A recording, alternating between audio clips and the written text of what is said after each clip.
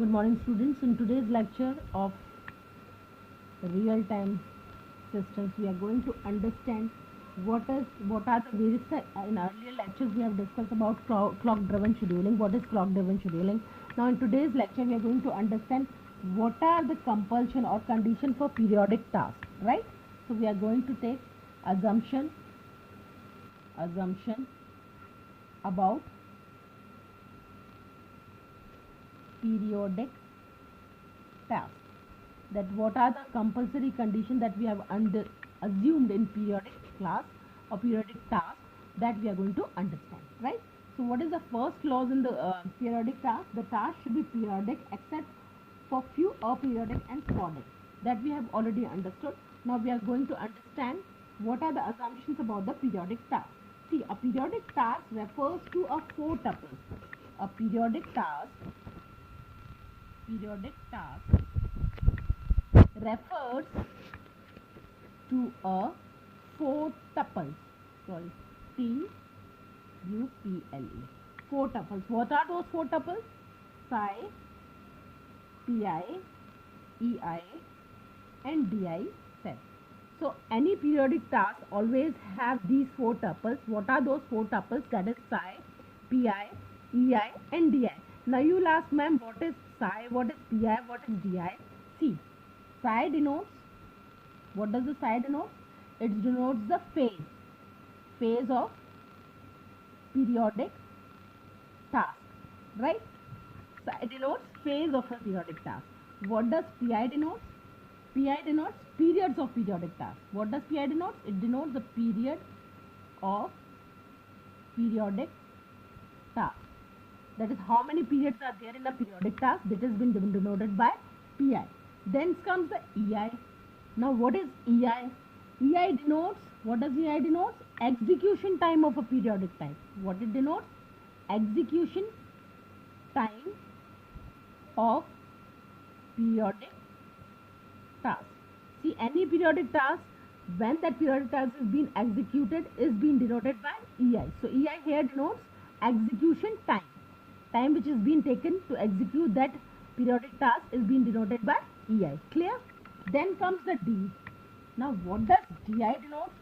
Di denotes the relative deadline of periodic type. What is the? It denotes the relative deadline of periodic task, right? So these are the four tuples that we assume that refers a periodic task. We are going to use it frequently in the periodic task. That is psi, Pi, Ei, Di. Psi denotes periodic task. Pi denotes the period of the periodic task. Ei denotes the execution type of the periodic task, and Di denotes the relative deadline of periodic task. Right? This is clear? Any confusion? Okay, fine. Let's move forward.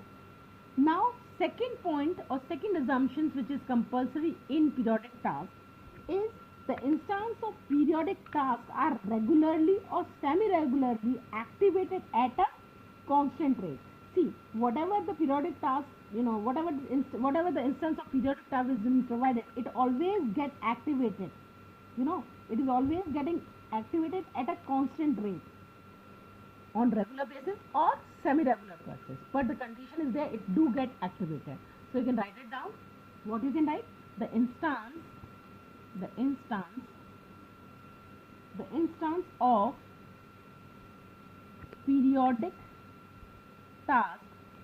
periodic task is denoted by Ti. Periodic tasks are regularly or semi-regularly. See, understand, regularly or semi-regularly activated at a constant rate. At a constant rate. So, whatever the periodic task is being there, it always get activated, right? At a particular constant time. It could be 2 minutes, 3 minutes, whatever the time is being provided. So it gets activated at constant rate, either regularly or semi-regularly, but it will be activated, right? So this is clear, this point is clear. Now let's take another assumption of periodic task. What is that another assumption? That all the instances of periodic task have the same execution time, right? So you can write all the instances of periodic task, all the instances of periodic task, how we denote periodic task, Ti, right, have same execution time,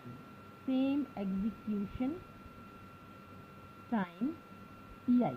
That is the time at which the program or the periodic task is being executed will remain same for all the instances, right? Whatever the instance is there, it doesn't matter, it's going to be the same, it's going to have a positive execution time, right? This is clear to you? Now let's take another point. What is the another point? See, all the periodic tasks Ti have same relative deadline. Now since execution time of all the instance of the periodic task is same, that means the deadline is also going to be the same. Are you understanding what I'm trying to make you understand? Since all the instances of a periodic task Ti have same execution time, since it is having the same execution time, so the related deadline is also going to be same. So let's write it up. All the periodic tasks, we are talking about period, right? Periodic tasks Ti must have, what it must have? It must have same relative deadline denoted by Di. We have understood in the tuple that we denote deadline by Di. So what is this point is trying to say, that in a periodic task, relative deadline is going to be the same. Since the execution time is same, so deadline is also going to be same. Clear? Now next thing, all the periodic task scheduling, there is no precedence relations or no resource constraints. See, there is no precedence relation and no resource constant.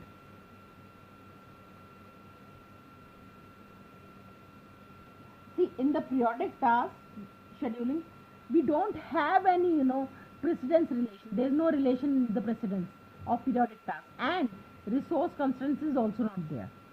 Clear? Nothing to understand in this point. Now let's take the sixth point.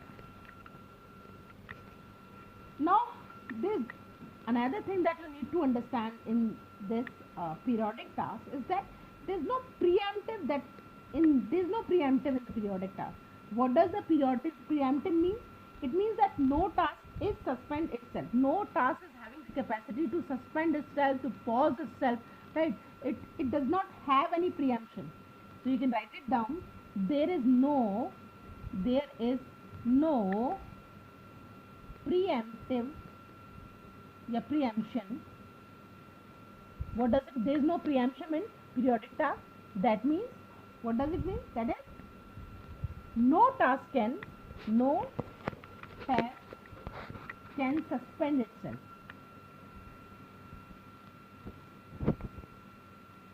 See, all the tasks which is related to periodic tasks, they don't have that capacity to suspend themselves. They are not preemptive. Means preemptive means having the capacity to suspend or delay or pause the task. They don't have this capacity with them, right? Now seventh point. What is going to be the seventh point? See, the overhead of the scheduling assumed to be 0. Always the overhead of the scheduling of periodic task scheduling, we always consider it as a 0. So you can write it down. The overhead of the scheduling assumed to be 0. What we have assumed the overhead? We have assumed overhead 0. Right? Now what is the 8th point? See, all the parameters which is related to periodic task must be known prior and fixed. We know in case of the periodic task, whatever parameters are there, that is pre-known, that is fixed. We cannot change them. They have to be known before starting any periodic task. What are the parameters that are involved into it has to be known prior, has to be fixed before starting any periodic task. So this is what we are going to write in this point. What we are going to write in this point, that the periodic task, or you can say all the parameters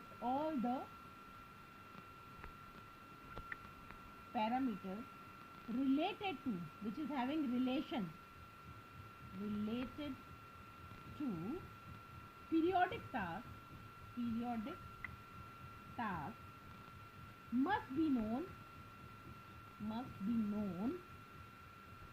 prior, means before starting it, priorly, and they are fixed also. So all the parameters, whenever we start the periodic task, all the parameter that has been used in it, all the parameter that is associated with it should be known prior, and it has to be fixed, right? Now let's take an example. Suppose we know these are the assumptions that we should we assume before starting any periodic task. Now we'll take an example. See, suppose a task, how we denote task? By Ti. So a task Ti consists, now these are the 4 tuples which has been provided to us. 2, 8, 5, 7 is a periodic. It consists, so these are the 4 tuples. What these 4 tuples are going to be? First tuple is psi, that is psi is equals to, psi denotes phase, so phase is 2. Then comes the Pi. Pi is what does the period? So how many periods this periodic task is going to have? It is going to be 8. Then Ei, what does the Ei denote? Execution time. So what is going to be the execution time? 5. Then Di denotes deadline. So what is the deadline to finish it? That is 7. So these are the tuples of periodic task. See, suppose there is an example. One more thing that you need to understand is that, suppose in these, out of these 3 tuples, only 3 tuples is provided. Suppose 3, 10, 6. Now how you are going to take? We need 4 tuples in order to start any periodic task, but here it is only 3 periodic task tuples is listed to us. So what is going to be? We are going to take the phase as a 0. Phase is going to be 0, right? And Pi is going to be 10. Ei is going to be, execution time is going to be 3, and deadline is going to be 6. So when only 3 tuples is being provided to us, we take phase as a 0. Suppose instead of 3 tuples, only 2 tuples is provided to us. Suppose 10 and 3. Now what we are going to do? Now what is going to be the solution? We know the psi, that is phase, will take 0, right? Then Pi, what is Pi? Periods, number of periods. This will take 10. Then 3. What is 3? Then suppose Ei, execution time. Execution we are going to take 3. So only 10 and 3 is been provided to us. Only 2 tuples, 10 and 3 is provided to, and we have 4 tuples. We need deadline also. So what is going to be deadline and what is going to psi? Phase we have taken 0. Whenever phase is not provided, we always take it to be 0. Now only 2 tuples are provided to us, that is 10 and 3. So out of 10 and 3, first phase is going to be 0, then period is going to be 10, then execution time is going to 3. Now deadline is equivalent when the, when deadline is not provided to us, then we take deadline is equivalent to the period. So it's going to be 10. Clear? Now this is all for today's lecture. Thank you for watching this video.